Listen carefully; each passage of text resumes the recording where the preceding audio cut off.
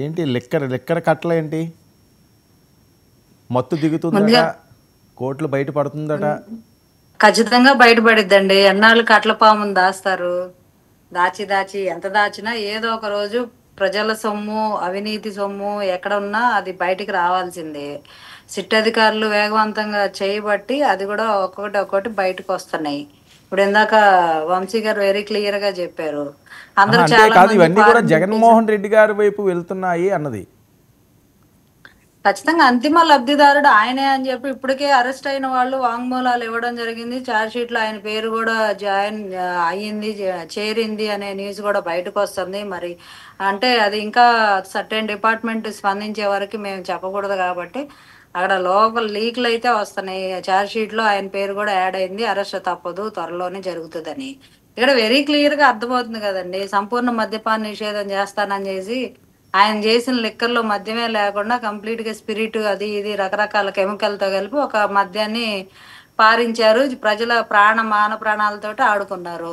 35,000 మంది చనిపోయారు. దాదాపు లక్షల కోట్ల రూపాయలు లెక్క పత్రం లేవు, ఎక్కడికి ఎటు తరలిపోయినాయో తెలియదు. నెలకి 7,000 కోట్ల రూపాయలు ట్రాన్సాక్షన్ ఉంటది వాళ్ళు చూపించిన లెక్క. మరి అదంతా ప్రభుత్వ ఖజానాకి చేరిందా చేరలేదా ఇంతవరకు వివరాలు లేవు. దానిలో ఎంతవరకు వీళ్ళు రికవరీ చేస్తారో సిట్ అధికారులు చూడాలి. 3,500 కోట్లు బయటకు వచ్చింది, ఇంకా రాంది తవ్వే కొద్ది వస్తుంది, ఇంకా ఇంకా చేస్తున్నారు. దాదాపు 47 మంది మీద అభియోగ పత్రంలో నమోదైంది. 12 మందిని అరెస్ట్ చేశారు. ఇప్పుడు మన మిథున్ రెడ్డి గారిని అరెస్ట్ చేసిన తర్వాత కస్టడీకి తీసుకోవాల్సింది ఉంది కదా, ఆయన ఒక 2 టైమ్స్ కస్టడీకి అడిగినట్టున్నారు. అది కూడా అయిన తర్వాత ఇప్పుడు కొత్తగా A4, A7, ఏంటి ఇప్పుడు? A47 ఇట్లాగా. ఓకే, కాదు ఏంటి ఇప్పుడు పవన్ కళ్యాణ్ గారు ఆపద్దరు ముఖ్యమంత్రిగా ఉన్నట్టున్నారు. ఆపద్ధర్మ ముఖ్యమంత్రి ఇన్ఛార్జ్ మంత్రిగా ఉన్నారు. ఎందుకంటే సీఎం గారు, లోకేష్ గారు వీళ్ళందరూ సింగపూర్ వెళ్ళి ఉన్నారు కాబట్టి ఇప్పుడున్న పరిస్థితుల్లో వాళ్ళు వచ్చే వరకు, సీఎం గారు వచ్చే వరకు పాలనా వ్యవహారాలన్నీ చూసుకునే విధంగా పవన్ కళ్యాణ్ గారికి అప్పచెప్పడం జరిగింది. ఏ రాష్ట్రంలో అయినా ముఖ్యమంత్రి గారు అవైలబిలిటీలో లేనప్పుడు ఉప ముఖ్యమంత్రి గారు తీసుకుంటారు కాబట్టి ఆపద్ధర్మ ముఖ్యమంత్రి కాదు కానీ ఇన్ఛార్జ్ మంత్రిగా కొనసాగుతున్నారు. 4 days కి ఏదైనా ఇంపార్టెంట్ ఇష్యూస్, అలాంటి అత్యవసర పరిస్థితుల్లో పవన్ కళ్యాణ్ గారి దృష్టికి వెళ్ళేలాగా. సో ఎందుకంటే సీఎం గారు సింగపూర్ వెళ్ళి ఉన్నారు కాబట్టి పెట్టుబడులు రాబట్టడంలో రాష్ట్ర పరిస్థితుల కోసం వెళ్ళున్నారు కాబట్టి అలాంటి పరిస్థితుల్లో ఉప ముఖ్యమంత్రి గారు అవైలబిలిటీలో ఉండి చూసుకుంటారు రాష్ట్రాన్ని. ఓకే, సో ఇప్పుడు మనం మద్యం గురించే మాట్లాడుకుంటున్నాం కదా సార్, మాట్లాడుకుంటాం ఇంకా. ఎందుకంటే నోట్ల కట్లు, నోట్ల పాములు ఎంతమంది ఇప్పుడు అందరు నిన్నటి వరకు బీరాలు పలిగారు. ₹1 పట్టుకోలేకపోయారు, అది చేయలేకపోయారు, ఇది చేయలేకపోయారు అని చాలా చాలా మాట్లాడారు.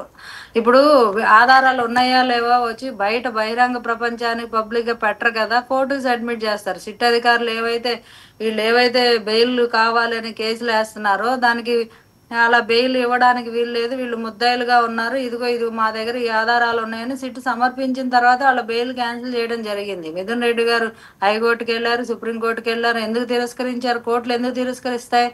ప్రాపర్ ఎవిడెన్స్ ప్రొవైడ్ చేస్తేనే కోర్టులు తిరస్కరిస్తాయి బెయిల్ని, లేకపోతే తిరస్కరించవు కదా. అంటే మన దగ్గర ఏం ఎవిడెన్స్ ఉన్నాయని పబ్లిక్ ప్లాట్ఫామ్ లో పెట్టరు కదా. ఆల్రెడీ ఛార్జ్ షీట్ అనేది క్లియర్ గా పెట్టడం జరిగింది, అందరూ చూశారు కూడా దాన్ని. సో లిక్కర్ స్కామ్ అనేది జరిగిన మాట వాస్తవం. దేశంలో అతిపెద్ద స్కామ్ గా ఇది ఎందుకంటే చరిత్ర సృష్టించబోతుంది. ఇక్కడ పవన్ కళ్యాణ్ గారు ఆల్రెడీ ఎన్నికల సమయంలో ప్రస్తావించారు, మద్యం ఏరులై పారిచ్చారు, నాసి రకం మద్యంతో ప్రజల ప్రాణాలను ఆడుకున్నారు, కొంత డబ్బుకి లెక్కలేదు, వచ్చిన తర్వాత ఖచ్చితంగా దీని మీద ఎంక్వైరీ అయితే మేము ఖచ్చితంగా వేస్తామని చెప్పారు. చెప్పినట్టే కూటమి ప్రభుత్వం రాగానే సిట్ అధికారులు వేశారు, ఇన్వెస్టిగేషన్ వేశారు. దానిలో భాగంగానే కదులుతున్నాయి. ఇంకా ఇదొకటే కాదుగా, శాండ్ ఉంది, మైనింగ్ ఉన్నాయి, అన్నిట్లో చాలా చేస్తున్నారు. అన్ని ఒక్కొక్కటి కదిలితే మొత్తం జైళ్లు కూడా సరిపోవేమో. వైఎస్ఆర్సీపీ పార్టీలో ఉన్న నాయకులందరూ కూసాలు కదిలేలాగా ఉన్నాయి. ప్రతి కేసుకి 200 నుంచి 300 మంది దాకా ఉన్నారు. మరి అందరికి దాని ఏదో అంటారు కదా, తిలా పాపం తలా పిడికడు లాగా పార్టీలో ఉన్న నాయకులందరికీ ఆ స్కాముల్లో సంబంధాలు ఉన్నాయని అర్థం అవుతా ఉంది. ఉండే కొద్ది ఒక్కొక్కటి తవ్వే కొద్దీ అందరూ బయటకు వస్తారు. వచ్చిన తర్వాత మరి పార్టీ ఉంటుందో మరి గాలికి ఎగిరిపోయిద్దో ఆ టెంట్ తెలియదు. ముందు జగన్మోహన్ రెడ్డి గారిని అయితే యుద్ధ ప్రాతిపదికన అరెస్ట్ చేయడం అయితే జరిగిద్దని మాకున్న సమాచారం.